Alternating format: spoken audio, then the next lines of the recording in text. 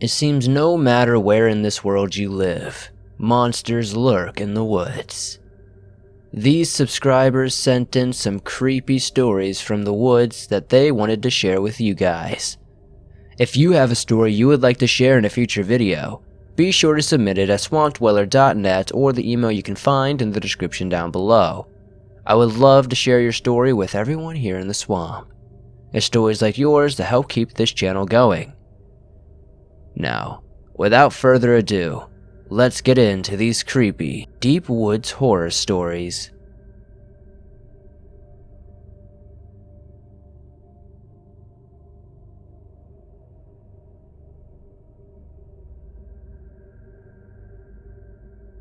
I was a little young when this happened, so I don't really remember it. So this is a story my mom had told me. When I was around 5 or 6, my family and a family of friends all went camping together one summer in New Hampshire. Each family had a camper, and we all set up at one campsite. The campground had a playground, a lake nearby, and there was always something going on. One day, I and my friend Kelsey, who was around the same age, was playing outside on our campsite as our moms talked outside the camper, keeping their eyes on us. At some point, an old man came walking by our campsite. He seemed like a normal guy at first, according to my mom, but then he started to walk up and start a conversation with our parents. He said he owns a campsite of his own a little ways down the path, and that he has his own little playground in the backyard of his camper. He then said that I and my friend were allowed to come over any time we wanted to play at his campsite. My mom, on the other hand, who to say the very least has had a couple of experiences with some creeps, shut him down immediately. She told him no and to go away. He walked away and my friend's mom started asking my mom why it was such a big deal. My mom told her that there is already a playground at the campground and that we are not allowed to go over there under any circumstances. She even went around to the other campsites to warn people about this man and to stay away from him. Weeks pass and the camping trip is over and everyone is home for the rest of the summer. My mom is doing things around the house and she gets a phone call from her friend from the camping trip and she's freaking out. Apologizing, telling her that she'll never go against her judgment again and to turn on the news. When my mom turns on the TV, there he is. Apparently, he had gone into a local pharmacy and tried to get some pictures developed. The pharmacy found hundreds of pictures of underage girls and child pornography, including his infant granddaughter.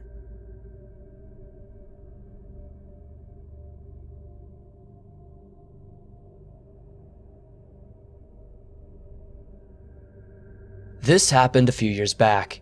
My ex-girlfriend and I were hiking in the woods when we reached a campsite. We stopped and decided to rest and light a fire. I need to mention that we were completely alone at the campsite, and we did not see anyone on the trail, and the forest was dead silent. Anyway, I got my lighter out and tried to light up the wood that we previously gathered, but the dang thing wouldn't let out a flame. So, as I was crouching down at the fireplace, out of nowhere appeared a shabby-looking middle-aged man. He was unshaven and was wearing ragged clothes. He was probably homeless and lived in the woods. He said, "Hi there, can I help you get some fire going?" I said no, but he insisted, and he did some trick to my lighter, and the fire was up in no time. He then asked us for a cigarette, which we didn't have any. He proceeded to tell us about the other day he caught 2 girls getting it on in the car in the woods. I was a 16-year-old boy, so that amused me, after which he left. We were unnerved, needless to say, but we prepared our food, ate it, and forgot all about him. So, time rolled on, and it was late afternoon. We were alone kissing and starting to get it on. Needless to say, we looked around very carefully before we started to do anything, and the man was definitely gone for at least 2 hours, so we assumed it would be safe. We started getting it on, if you know what I mean, just a simple kissing, touching, and teasing, and all that good stuff. My girlfriend was making a little noise.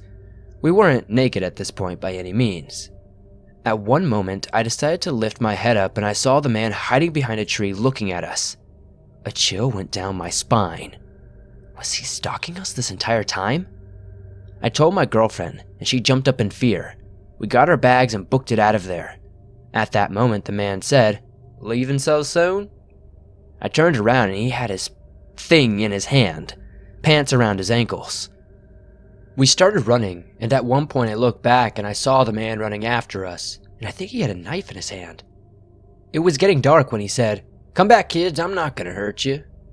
And he let out this maniacal laugh that gives me nightmares to this day. Thankfully, we reached a road and managed to hitch a ride almost immediately. Nevertheless, we managed to shake the man off somewhere along the trail.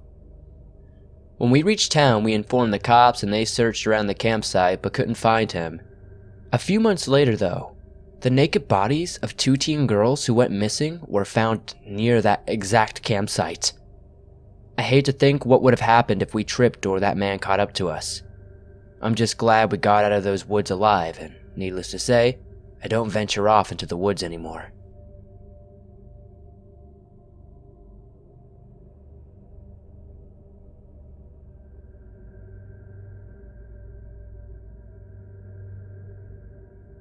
I am from Romania.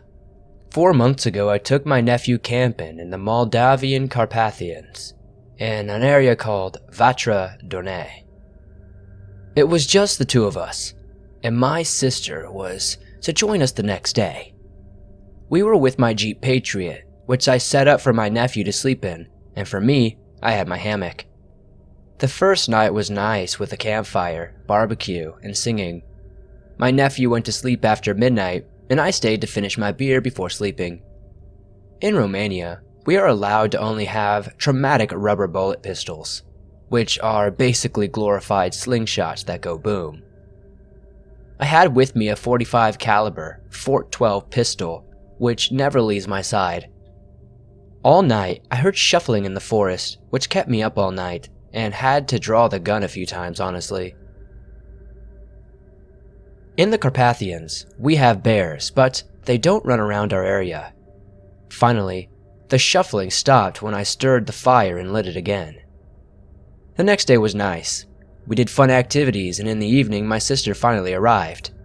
My nephew was tired and went to sleep early, and I and my sister stayed up to catch up. We did not start a fire that evening, but just used lamps.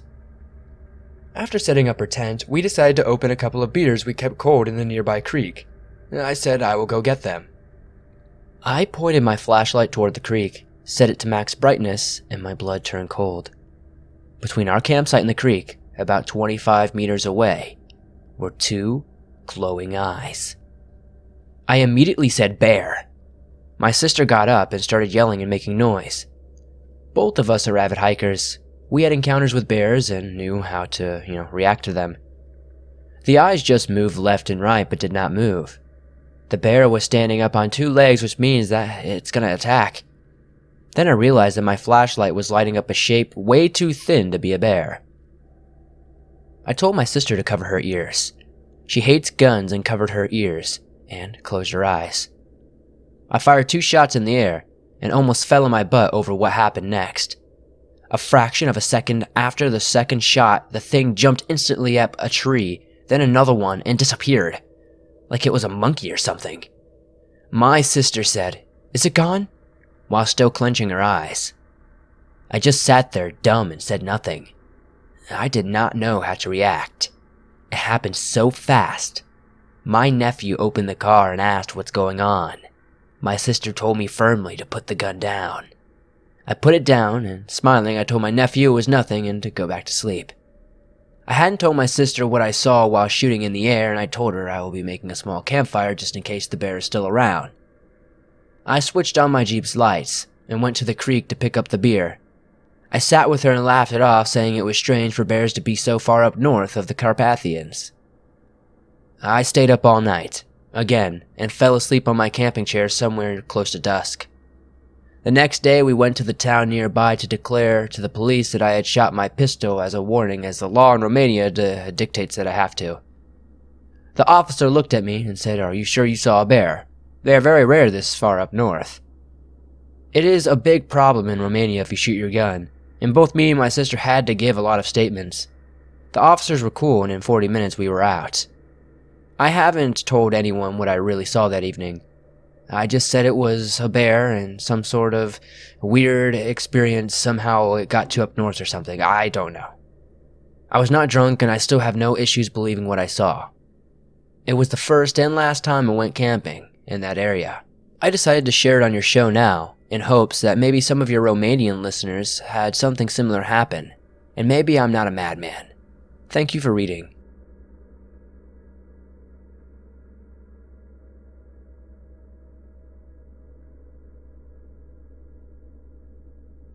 This past weekend, when I went home to visit my parents on their farm in rural Saskatchewan, Canada, my sister and brother-in-law had an interesting story to share with me. My brother-in-law said that about a month ago, when he went to check his trail cams, that when he was on his way back to my parents' place while riding an ATV, something weird happened. When he was going down a certain hill in the road just a few miles from my parents, the quad stalled. He said that he didn't think too much of it at first. He checked the fuel, which was full, and restarted the quad and went home. He and my sister then went out this Saturday on a different quad to check out these cams again. And on the way back in the same exact spot as the first time with this different quad, the exact same thing happened. The quad lost all power and started coming down this same hill. They got a little spooked, and this is when they were telling everyone about it. Then today, it got even creepier.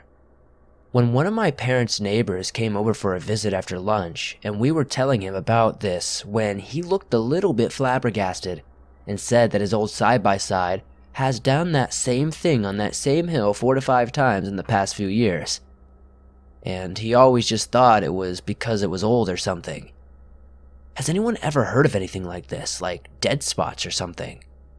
I decided to take my car to that spot on the back road on my way back to the city today, and nothing seemingly strange happened to my car. And I've driven down that road on ATVs hundreds of times throughout my life.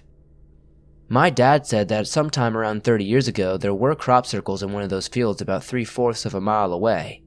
But other than that, no strange occurrences have happened that he knows of.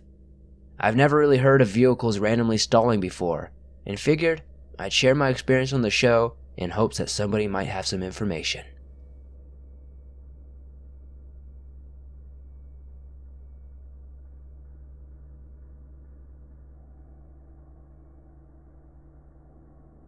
This story happened to me when I was 8 years old.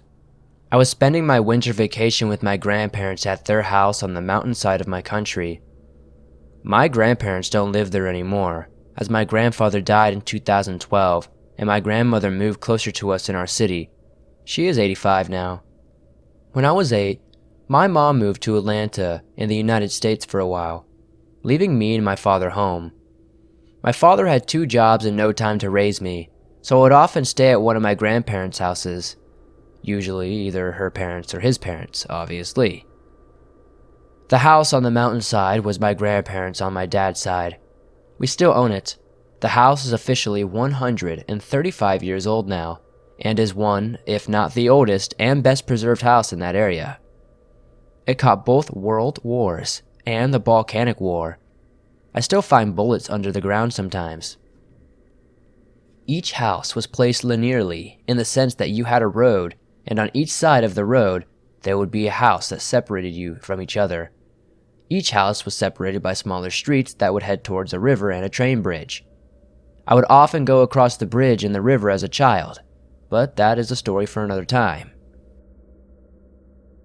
One night, at around 7 or 8 p.m., I recall sneaking out of our garden and into the small street and on my way to this river and train bridge. Our house was on a hill, and the river was downhill. Since it was winter, it was pretty dark outside, but I loved exploring the wooded area in which the bridge was near, and having to reach it, I would go down the hill and face a fence with a gate that would indicate the houses have ended and the forest is near. I opened the gate. It was always open because someone broke the lock a long time ago and no one had ever bothered to fix it. I stepped inside. I had my grandparents' dog with me. His name was Picky, a very colorful collie, by my side. Picky was the kind of dog that would follow me anywhere if I left the garden. Even if I locked him in, he would dig under the fence and come after me. He would always defend me. As we entered the gate, I hear Picky growling and staring into the woods at seemingly nothing. I see his back fur raising as cats do when they want to attack, and his fangs are exposed. I look in the direction his eyes are locked and see a huge wolf emerge from behind the trees and towards me with a gracious and menacing step. I hear the snow crack under Picky's paws as he is slowly backing down and slightly leaving his ears behind. At first, I don't understand why, but when I look at the wolf that now has stopped a few feet away from me, locking eyes with me, I notice a wolf cub come out from between the wolf's legs. I am now scared. I watched enough National Geographic to know that mother wolves are savages when they have cubs, especially if they feel threatened by other animals or people. And here I am, a human child with a growling collie, at her and her cub. The snow was big, and I was winter dressed. I knew I couldn't run faster than a wolf. If she lunged at me, I would be done for. I started crying due to a mix of reasons. First was, of course, because I was scared. But I would also look at the beautiful wolf cub clinging to his mother's leg and think about my own mother, and feel so vulnerable and motherless at that moment. Picky is now behind me, moving slowly away from me, sobbing as if trying to convince me to run with him, but I can't. I locked my eyes, and with this wolf this entire time she was there because I felt that, the moment I turned my back or break away the eye contact that we had, that she would jump at me and protect her baby. I felt icy tears trickle down my cheeks as I started talking to that deadly yet beautiful creature. This may seem nuts to some people, but I was 8 and missed my mother and was afraid. I said to the wolf on a calm, childlike voice, but obviously affected by crying, "You have a beautiful cub. I am a cub too. Please don't hurt me." I kept saying things like that for a while. It felt like an eternity. The mother wolf never breaking eye contact, staring at me right into my soul with her yellow eyes. This encounter lasted maybe 5 to 10 minutes tops, but it felt so much longer. She looks at her cub, who is now agitated, looks at me one more time and turns around slowly, vanishing into the woods with her baby. My feet unlock. Adrenaline is slowly leaving my body, and I break into tears, wiping my eyes and thanking God I was not hurt. I head back home, and as soon as I hold the gate to exit, I hear the most beautiful sound ever. For the first time in reality, not just on National Geographic, the wolf howl. It gave me goosebumps, and I'll never stop getting goosebumps from that sound. Whenever I hear a wolf howl, I'm just awestruck. Although this experience was scary and can count as possibly a near-death experience, it did change my thoughts on wolves. I now respect and worship them. I am in love with their howls, and I simply admire them to my core. That wolf could have easily bitten me or badly damaged me, or even worse. Maybe she didn't because of her cub or my dog, or maybe somehow she understood me. I don't know. I have gotten myself a tattoo of that wolf's expression as a reminder of her icy cold stare, and how deadly yet beautiful this creature was, and how it spared my life when I was only a child wandering the woods brainlessly. Ever since then, the wolf has become my spirit animal.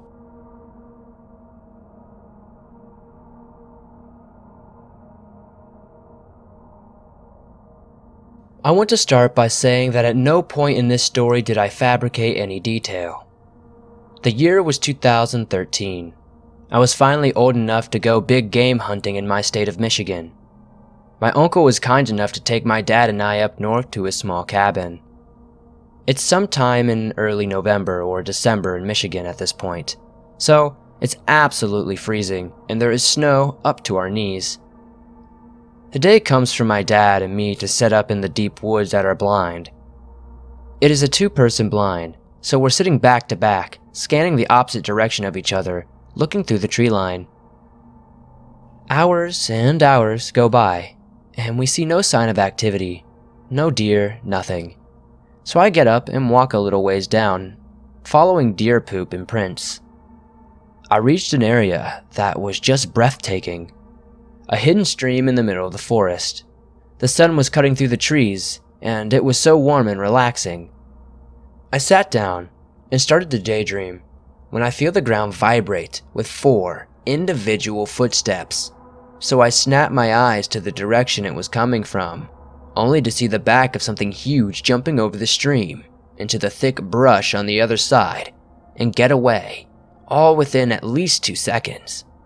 It was brown and well over 6 foot 3 inches tall, which is what I stand at.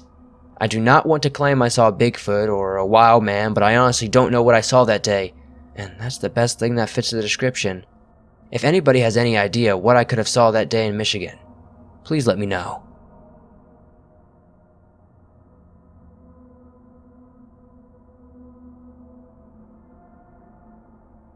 Around 6 years ago, my buddies and I had a little tradition during our senior year of high school where we'd stay out all night skating, exploring all kinds of spooky areas.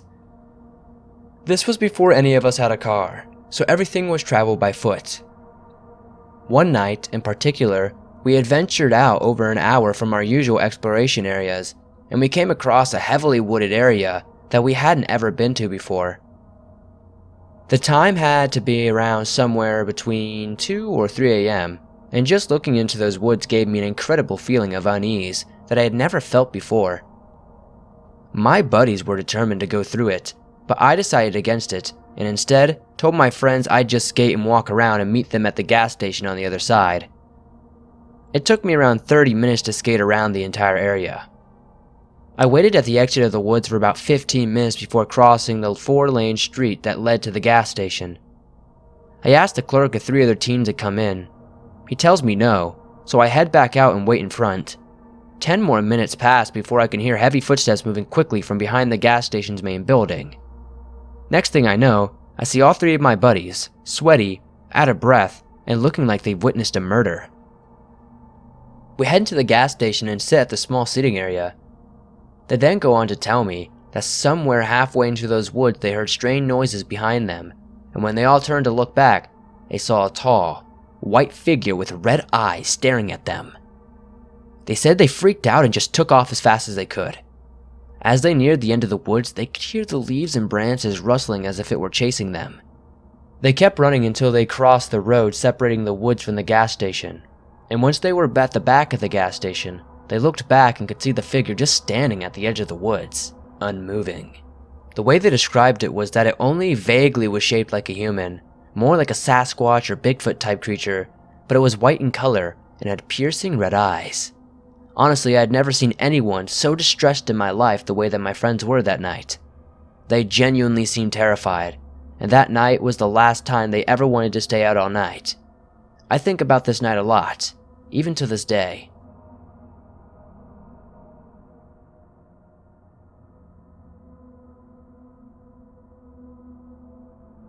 This happened roughly 11 years ago, when I lived in southern Montana. We have coyotes and occasional mountain lion sightings, but no bears. My house was just a bit outside of town, and the neighborhood made a large circle. We'd seen mountain lions on the cliffs behind our house and coyotes a couple of times further back before. It was late summer or early fall, sometime around 2 or 3 a.m. when I decided to go for a walk as I did often. Now, there was this spot on my walk that was a large open lot, that was a hill on a curved part of the road, so you couldn't see around it very well. On the other side of this area was a drained irrigation ditch. Now, this lot always gave me the creeps, and it wasn't just me either. Everyone I talked to didn't like this area. I had just gotten to this area when the asphalt turned to gravel, and my flashlight went out. I heard a truck barreling around the corner towards my direction, and the person driving slammed on the brakes right in front of me. I thought it was a little weird since I was on the other side of the road, but then I realized he wasn't looking at me. I turned towards the irrigation ditch, and that's when I saw them. 3 large masses moved out from behind a tree. They had the ears and muzzle of a dog or a wolf. Their bodies were muscular, but they were hunched and moved in a really odd fashion. They'd extend one claw forward, and then do a sort of hop, drag motion for the rest of their body to catch up. They all disappeared into the ditch. I looked back at the truck and the guy stepped on the gas, kicking up rocks behind him as he sped off. I was left in the dark for a few moments, stunned, and then my flashlight flickered back on. It would have been faster for me to go home past the empty lot and irrigation ditch, but I sprinted the other way. A house from mine, there was what we call an alleyway that went back to some caves with large lilac bushes lining the alley. As I was running by the alley, I heard rustling. I got to my house and went to fling open the sliding glass door when I heard a low growl from behind me. I ran inside, shut the door, and shined the light into the bushes that the growl came from. My light caught a reflection of eyes before it disappeared. I went back the next day. Based on the tree they'd come out from, they were about 4 feet tall, hunched over. When I saw the eyes, they would have been about 7 feet or so. I don't go walking at night anymore.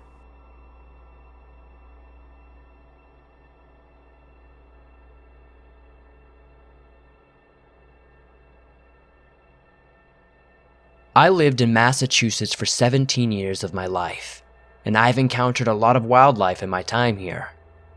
One day I was moving my mare up towards another pasture, which was a little ways down from my house, a good 15-minute walk or so. So I tacked her up, and we were making our way down the main road. The road is still very rural, dense forest is on each side, and cars rarely drive on it. It's a perfect main road to horseback ride on, if I do say so myself. Well, all of a sudden my mare wouldn't keep going. Annoyed, I dismounted and decided to lead her on foot to the pasture. We were making our way around a corner when I noticed my mare's gaze fixated on something. No more than 15 feet away from us was a large black bear, and as we made eye contact, my heart sank into my stomach.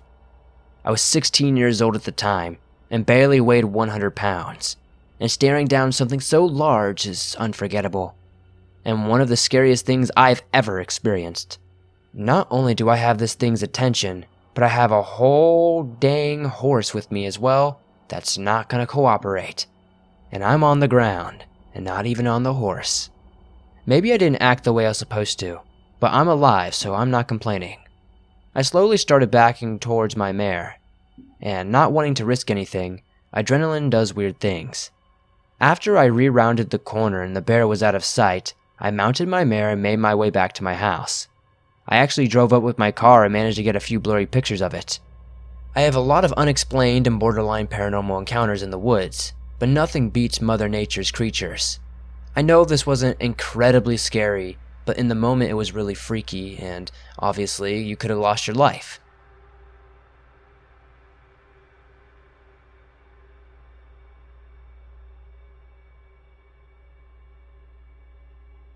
My friend and I were camping just inside a cave where the water exits the cavern. It is a large room that you can enter through a large hole in the ceiling. It slopes down an angle and you can walk right in.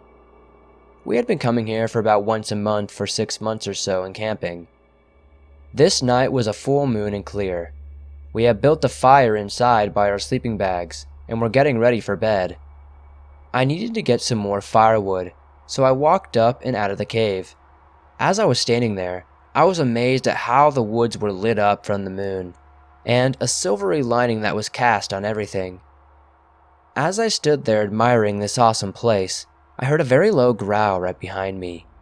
I turned around to see a very large, at least 8-foot tall Sasquatch, only 10 feet from me. The moon was behind it, so I could not see its face, but it was large, and for a split second, I was scared stiff. We stood there facing each other for a few seconds, until my shock wore off enough to think, okay, I am not a threat to you, and I'm going to walk back in the cave now. So I walked slowly to my right the 10 steps it took to get back into the opening. I then went back to the fire, where I kept my encounter to myself and stayed awake until daybreak. When the sun was coming up, we left to go home. I couldn't help but thinking that I had been invading this thing's home, the cave. I never camped at that cave again and only visited during the daytime. A few years later, in 2013, I camped in a tent on the same property, but a few miles away from the cave, close to the house that sits on the farm. In the middle of the night, I started hearing a pack of coyotes howling in the distance. Nothing too weird. This was a little unusual to hear at that time because there was not a big coyote population in Jackson County, but I digress. I went to sleep and was awakened by the same low growling I had heard years before. I knew it was the same creature I had come face to face with years earlier. As soon as it started getting light, I packed up and got the heck out of there. Since then, my great uncle told me a story about hearing strange yells coming from the valley below his house at night. He has lived here his whole life and said he had heard every animal in the woods, but never heard anything like this, he said. It made the hair on the back of his neck stand straight up. The local sheriff also told a story about him chasing one across his property and tracking it for a while until the trail went cold. That same morning, his neighbor close by said he had seen something at daybreak and went out to check it, but didn't get any pictures. I hope these accounts help you with your research. I just wanted someone to know what is going on here in Jackson County. Keep up the good work. I really enjoy your videos.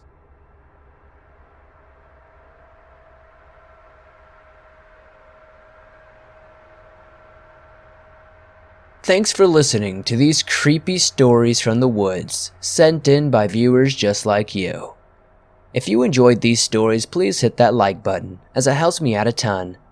If you have a story you would like to share in a future video, be sure to submit your story at swampdweller.net or the email you can find in the description down below.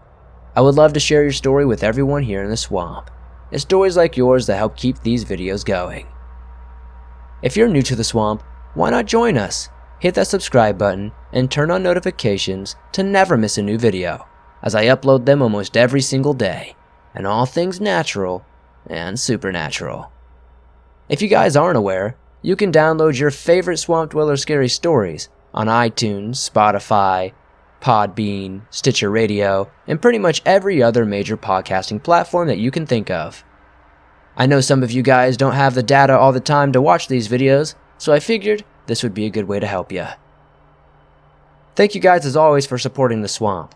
We're making our way slowly to 150,000 swamp dwellers. That's insane. If you made it to the very end, the code word is orange banana, just to confuse everybody in the chat.